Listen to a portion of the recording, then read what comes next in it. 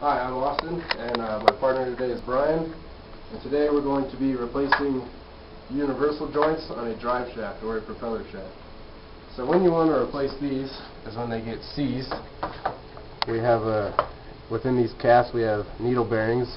They can get seized. A way to tell this, if you're driving at just a real low speed, you can get a clicking or a squeal, like real slow, just click, click, and that'll be the once per revolution of one of the bearings going bad. And then at higher speeds, you can get a growl or even a tingling, like in the mirror or in the steering wheel, at a high speed, and that could indicate a seized bearing in your universal joint. And while these could be signs of another problem, such as a differential, but a good place to start is to remove your drive shaft, because it's pretty simple, and go ahead and inspect the universal joints. You can feel them if it's real hard to move. Sometimes you could even have a cap missing or that came out, and there could be lots of water and stuff to allow it to get in there and seize the bearing. Another indication that you could have a bad U-joint is that you can also test this in the vehicle. When I grab both sides and wiggle it like that, if you feel any sort of play between the joint, that could mean that the bearings are just worn, which will allow a knocking noise when you drive and just not good performance. So first, what we need to do is take out all of these cap retaining rings. Most of them will look like this, but I need to use WD-40 to loosen it up.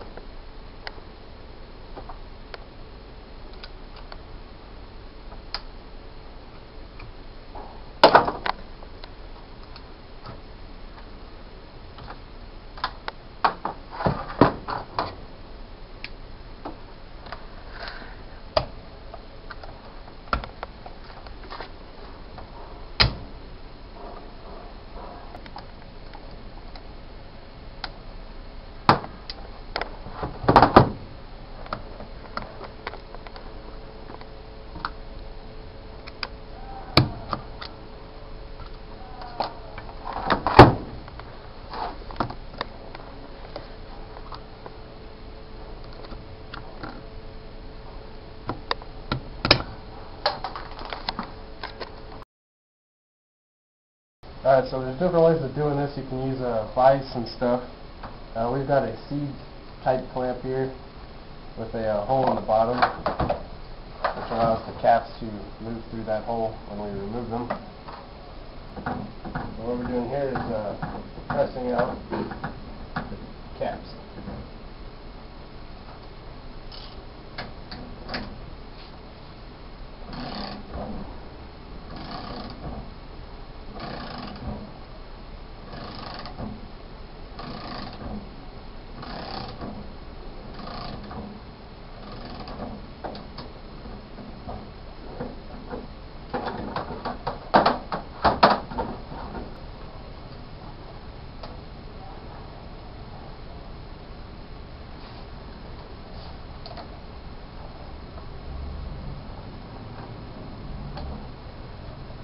See how that cap was pushed out, and we used channel locks to just wiggle it back and forth and remove it. And usually these will be pretty tight, so you may have to repress it back in the other way, press it back out again to get it loose enough. Inside here we can actually see the little roller bearings. This is the cap itself, and those needle bearings are what allow it to roll on the trunnion for movement of the drive shaft during driving. So this is the side with the cap removed. We're going to push it back through to remove the other bearing cap. So now that this bearing cap has been pushed out of its hole in the yoke, let's take the channel locks, wiggle it until it comes apart. And that's the trunnion. And now we'll move on to this side of the cross.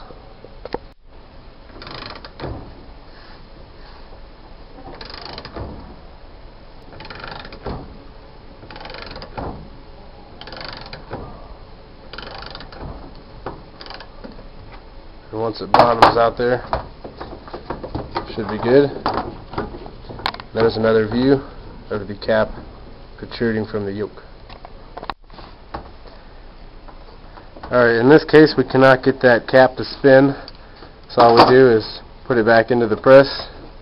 We'll push it back in and then push it back out again, and that should get it loose so we can remove it. Alright, so we removed all the caps. Now we can just take that out of there. This is the cross. These four are the trunnions, and they're just a machine surface that the needle bearings ride on to allow it to turn. This is the yoke. These are the caps like we went over. These are the needle bearings inside. And sometimes these will stick onto the cross, but this is just a seal that'll pop over like that. And it just keeps out dirt, water, and holds all the grease in to maintain the life of the bearings.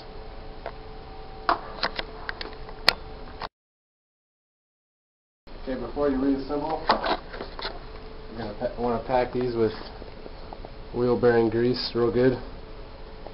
And a lot of times the new crosses that you buy, they'll have a zert fitting that comes on it. So when you install it, you just attach a grease gun up to it and pump them with grease, and it will send grease to each of the needle bearings.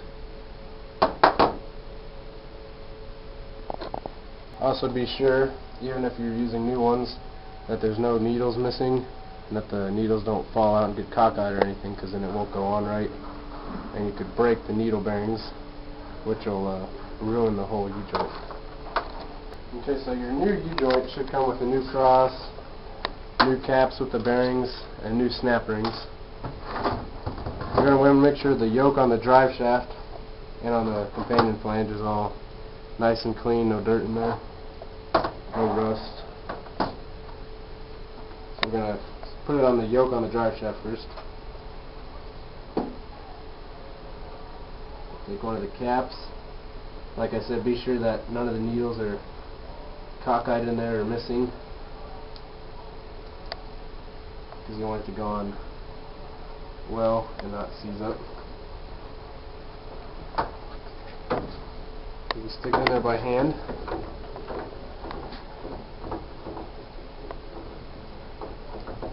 Alright, so what we're going to do is actually push that cap in there too far. So we're going to push it far enough down into the hole of the yoke. Now that it's down there, you can see the groove in the hole of the yoke. Since we pushed it down too far, that will allow us to put in our new snap ring. Make sure it's nice and seated all the way. And we flip it over. Make sure all your seals are on your bearing caps.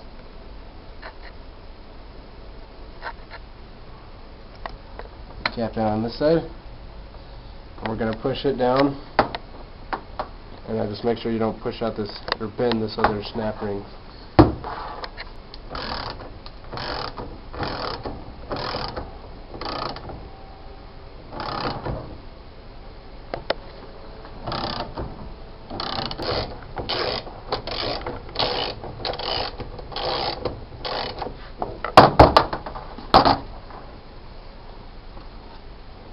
Push this one down a little far. It kind of helps to put your finger on the other side. Just make sure you don't push that in too far, because it'll bend that snap ring. So you want to push it enough so you can get the snap ring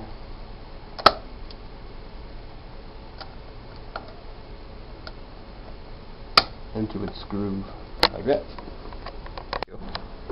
Alright, so sometimes you can't always get that second snap ring to go in there good. So we just press it down just a little bit until it seats. And then this one might be bent out a little bit, so we'll just push that down a little bit too so it's seated properly as well. So now we're going to put the other yoke around the cross. Take your new bearing cap packed with grease, and remember to make sure that none of the needle bearings have fallen out or become dislodged in there, because then when you put this in, it'll crush them and destroy it.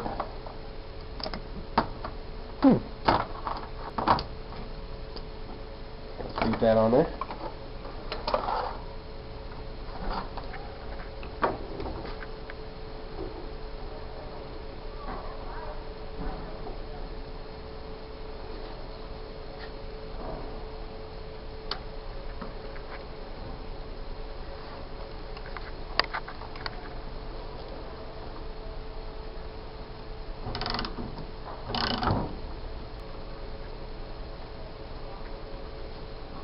And again, we're going to make sure that we press that cap down far into the hole so that we can get the retaining ring in.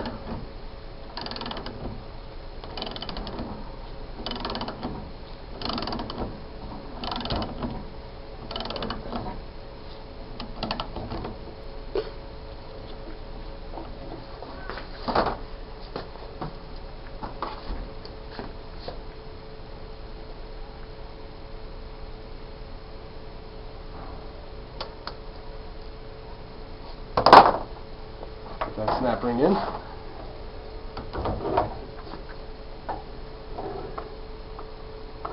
There's our final cap.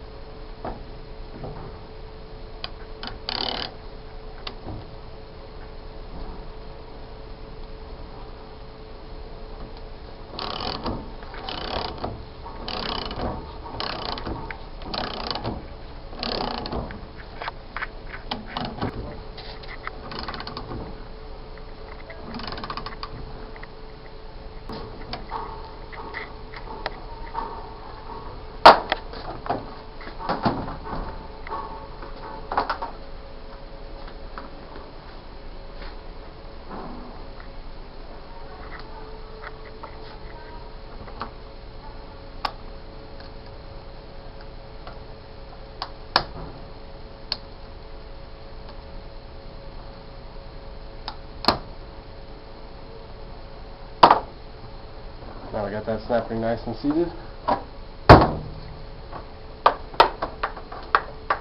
Everything turns good now. And remember that the new ones may have a Zerk fitting, so pack that with grease before you install it in the vehicle, and periodically do that to prevent having to do this again with another seasoned bearing. Here's our finished U-joint. We can fit it back into the vehicle.